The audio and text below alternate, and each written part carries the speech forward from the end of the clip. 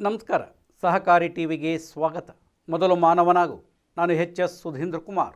ಮುಖ್ಯಾಂಶಗಳು: ಸೂರ್ಯಕಾಂತಿ ಖರೀದಿಗೆ ಕನಿಷ್ಠ ಬೆಂಬಲ ಬೆಲೆ ಘೋಷಣೆ, ಸಹಕಾರ ಸಂಘಗಳ ಮಂಡಳಿ ಪುನರ್ರಚನೆ, ಕರ್ನಾಟಕದಲ್ಲಿ ಕನಿಷ್ಠ ಬೆಂಬಲ ಬೆಲೆ ಯೋಜನೆಯಡಿ 9,023 ಮೆಟ್ರಿಕ್ ಟನ್ ಸೂರ್ಯಕಾಂತಿ ಖರೀದಿಗೆ ನೆಫೆಡ್ ಅನುಮೋದನೆ ಘೋಷಿಸಿದೆ. ಇದು 2026ರ ರಬಿ ಋತುವಿನಲ್ಲಿ ರೈತರಿಗೆ ಪ್ರಮುಖ ಪರಿಹಾರವನ್ನು ಒದಗಿಸುತ್ತದೆ. ಖರೀದಿ ಕಾರ್ಯಾಚರಣೆಯು ರಾಜ್ಯದ ಸೂರ್ಯಕಾಂತಿ ಬೆಳೆಗಾರರಿಗೆ 69.66 ಕೋಟಿ ರುಗಳಿಗಿಂತ ಹೆಚ್ಚಿನ ಆರ್ಥಿಕ ಬೆಂಬಲವನ್ನು ಖಚಿತಪಡಿಸುತ್ತದೆ ಎಂದು ನಿರೀಕ್ಷಿಸಲಾಗಿದೆ. ಮಾರುಕಟ್ಟೆಯ ಏರಿಳಿತಗಳಿಂದ ರೈತರನ್ನು ರಕ್ಷಿಸುವುದು ಮತ್ತು ಅವರ ಉತ್ಪನ್ನಗಳಿಗೆ ಲಾಭದಾಯಕ ಬೆಲೆಗಳನ್ನು ಖಾತರಿಪಡಿಸುವುದು ಈ ನಿರ್ಧಾರದ ಗುರಿಯಾಗಿದೆ.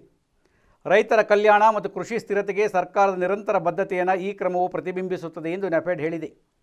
ಖರೀದಿ ಉಪಕ್ರಮವು ರೈತರ ವಿಶ್ವಾಸವನ್ನು ಬಲಪಡಿಸಲು ಮತ್ತು ಸುಸ್ಥಿರ ಕೃಷಿ ಪದ್ಧತಿಗಳನ್ನು ಬೆಂಬಲಿಸಲು ಸಹಾಯ ಮಾಡುತ್ತದೆ ಎಂದು ಸಹಕಾರಿ ಸಂಸ್ಥೆಯು ಎತ್ತಿ ತೋರಿಸಿದೆ. ಪ್ರತಿಯೊಂದು ಬೆಳೆ ಮತ್ತು ಪ್ರತಿಯೊಬ್ಬ ಬೆಳೆಗಾರನ ಮಹತ್ವವನ್ನು ಒತ್ತಿ ಹೇಳುತ್ತಾ ರೈತರ ಹಿತಾಸಕ್ತಿಗಳನ್ನು ಕಾಪಾಡುವಲ್ಲಿ ಮತ್ತು ನ್ಯಾಯಯುತ ಆದಾಯವನ್ನು ಖಚಿತಪಡಿಸಿಕೊಳ್ಳುವಲ್ಲಿ ಎಂಎಸ್ಪಿ ಕಾರ್ಯಾಚರಣೆಗಳ ನಿರ್ಣಾಯಕ ಸಾಧನವಾಗಿ ಉಳಿದಿವೆ ಎಂದು ನೆಫೆಡ್ ಹೇಳಿದೆ. ನಡೆಯುತ್ತಿರುವ ಖರೀದಿ ಋತುವಿನಲ್ಲಿ ಕರ್ನಾಟಕದಾದ್ಯಂತ ಹೆಚ್ಚಿನ ಸಂಖ್ಯೆಯ ಸೂರ್ಯಕಾಂತಿ ಬೆಳೆಗಾರರಿಗೆ ಈ ಉಪಕ್ರಮವು ಪ್ರಯೋಜನವನ್ನು ನೀಡುತ್ತದೆ ಎಂದು ನಿರೀಕ್ಷಿಸಲಾಗಿದೆ. ಸಹಕಾರಿ ಪರಿಸರ ವ್ಯವಸ್ಥೆ ಮತ್ತು ಸಮುದಾಯ ಆಧಾರಿತ ಸಂಸ್ಥೆಗಳನ್ನು ಬಲಪಡಿಸುವ ಗುರಿಯನ್ನು ಹೊಂದಿರುವ ತೆಲಂಗಾಣ ಸರ್ಕಾರವು ಹಲವಾರು ನಿಗಮಗಳಿಗೆ ಅಧ್ಯಕ್ಷರು ಮತ್ತು ಉಪಾಧ್ಯಕ್ಷರನ್ನು ನೇಮಿಸಿದೆ. ಅವುಗಳಲ್ಲಿ ಹಲವು ಸಹಕಾರಿ ಚೌಕಟ್ಟಿನಲ್ಲಿ ಬೇರೂರಿವೆ.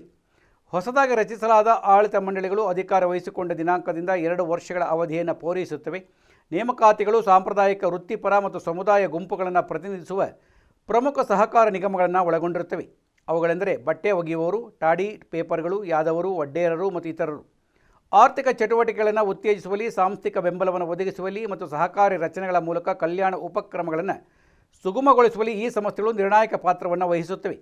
ತೆಲಂಗಾಣ ಕೈಮಗ್ಗ ಅಭಿವೃದ್ಧಿ ನಿಗಮ ಲಿಮಿಟೆಡ್ನಂತಹ ವಲಯ ಸಂಸ್ಥೆಗಳಿಗೆ ನೇಮಕಾತಿಗಳನ್ನು ಸಹ ಆದೇಶವು ಒಳಗೊಂಡಿದೆ.